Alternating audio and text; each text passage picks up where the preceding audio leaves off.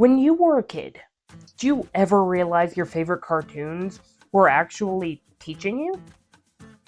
Probably not. But somehow we all remember Arthur teaching us about friendship. We remember Sesame Street teaching us our ABCs and how to count. We remember the Magic School Bus making science exciting. And even VeggieTales for those of you that grew up Christian and in church and stuff like I was. We got to remember Bible stories through singing and talking vegetables. So here's my question. Have we lost the art of educational cartoons? Today I want to look at what made these shows special, why they worked so well, and whether children's television still teaches the way it used to.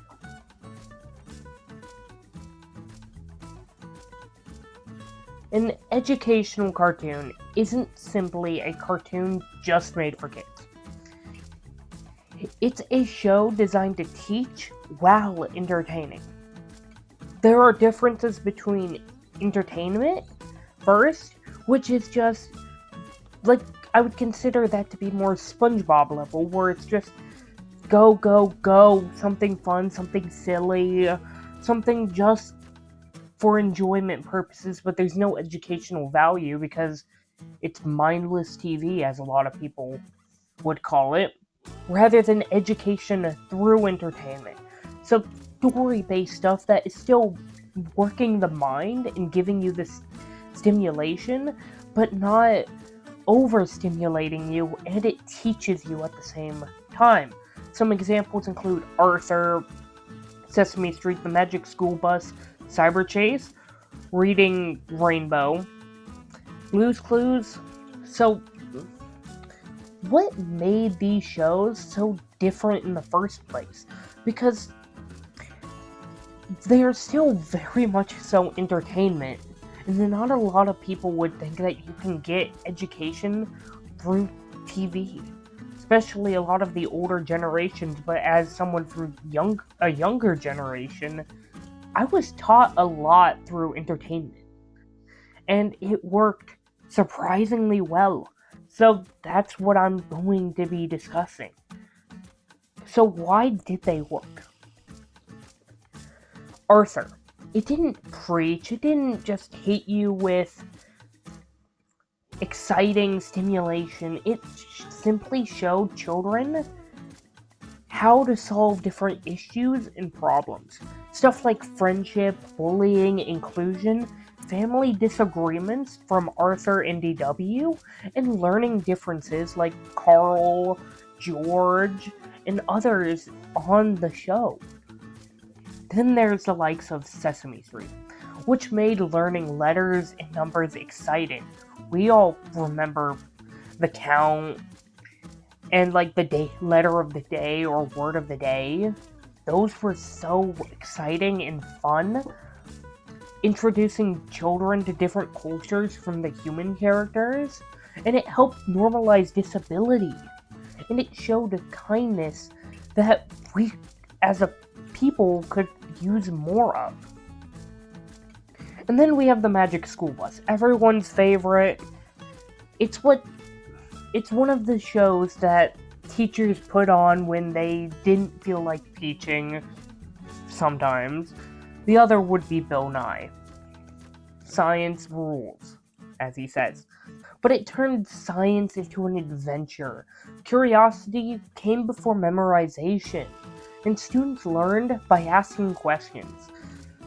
We all remember the episode where they went into another student's body through a cut on his knee or something. I don't remember the specific episode, but that episode still sticks with me because of how exciting and fun it is, and we got to learn about the human body.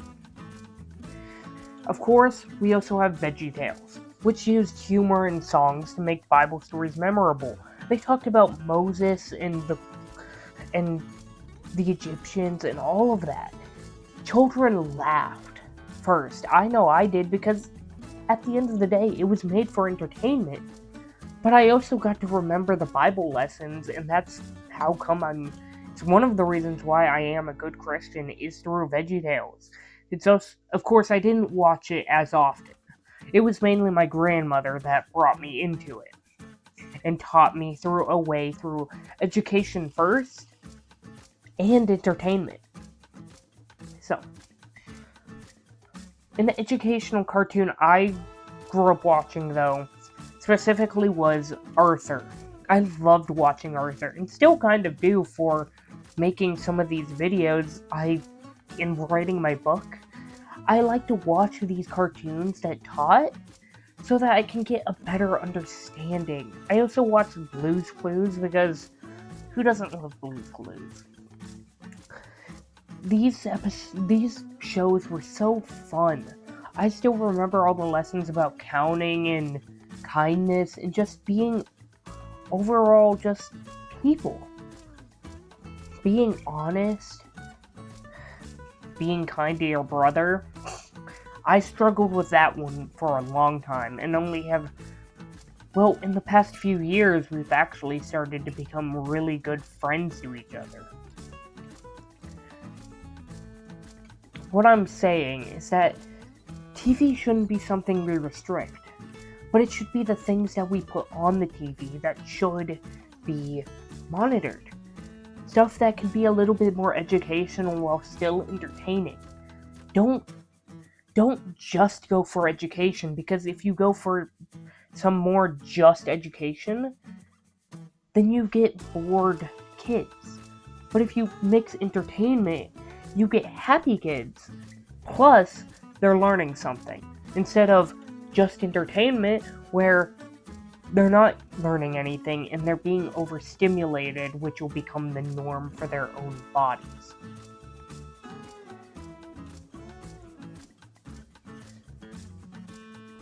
Children, remember stories better than isolated facts, because stories connect information with emotion, characters, and experiences. Educational shows also repeat important ideas naturally over many episodes. They aren't just one-off. Most of them encourage curiosity rather than giving answers. They do repetition over their lessons. So, like, in Arthur, we have multiple episodes of being kind to your sibling, because at the end of the day, they're someone you're going to be with for a long time. They do a lot of music stuff. So, for instance, Daniel Tiger, they do music to help reinforce the thought of don't hurt your sibling in one of the more controversial episodes. Or be nice to your friends and stuff like that. They also mix in some humor bits to get a good laugh and to get energy up. And they make characters relatable. Especially with young kids, you need relatability so they can see themselves in that character, so that they can better apply the lessons they learn to their own ones. And of course, you have to mix in problem solving because it gets the brain moving. And of course, imagination. Imagination is one of the best parts of being human, and I feel like we don't use it enough. And as a future special educator, these are very important, because if we have bored kids or overstimulated kids, learning isn't going to be happening. Take it from someone that is in school and has been through school. If I am more bored during lessons, I am more, I guess, low energy and not exactly paying attention, and my thoughts will run a little bit more. But if a teacher is interactive, is a little bit, not exciting, but like passionate, then it gets my brain moving, while also having the ability to be able to learn and to be able to make friends with my teachers and to be kind and it just gets me to be a better learner. So, has children's TV changed? Nowadays, instead of having PBS and Nickelodeon, those are where kids mostly are, we have streaming like Disney Plus, Netflix, and Hulu. We have YouTube, what you're watching on right now, and with these caused shorter attention spans. So now we have to move the goalpost. We have to, because educational TV still does exist. But there is so much more competition for children's attentions because at the end of the day, kids are obviously going to go for the more colorful and exciting and stimulating shows over the more educational ones. Like, some modern examples would include Bluey, Daniel Tiger, as I mentioned before, and Wildcrats. These shows prove educational TV still is alive. It just looks different. But for my example of Arthur, would you rather watch Arthur or someone a little bit more exciting on YouTube like Mr.Beast? Someone that is confident, hyperactive. I'm not saying he's a bad person, but I'm just saying that he'd draw the attention of younger kids better than a show that is more about education. Not saying it's a bad show either. I loved it, and I know a lot of kids do like it. But at the end of the day, if you compare the two, you can't. One is clearly going to draw attention spans more. So we need to combat that. We need to have a better competition. So shows like Bluey and Daniel Tiger's Neighborhood and Wildcrats do that. They're exciting. They're stimulating to an extent, but not over much. And above all else, they're educational. I remember growing up with Wildcrats and absolutely loving it. They were for mostly entertainment, but I learned a lot of stuff about animals. I learned the difference between crocodiles and alligators. I don't remember the difference, but they said it. I remember that episode. So,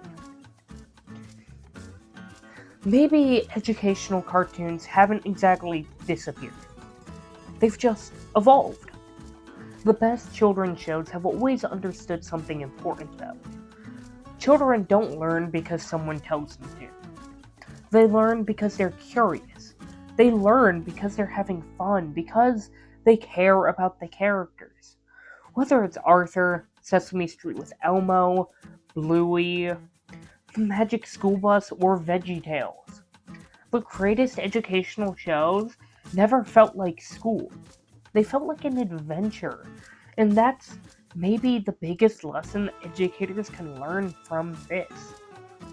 So, I have a few questions for you.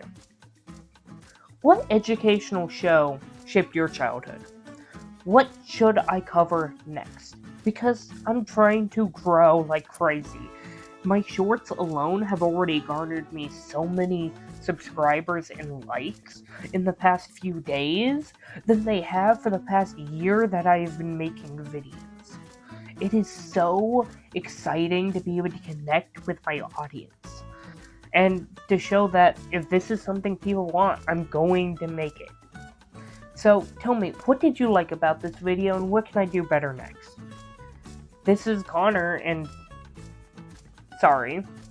I'm Connor, and this is SpedServe, where disability, inclusion, and faith, along with education, why not, are all mixed together in this big mixing pot called SpedServe Faith Education. Thank you for watching.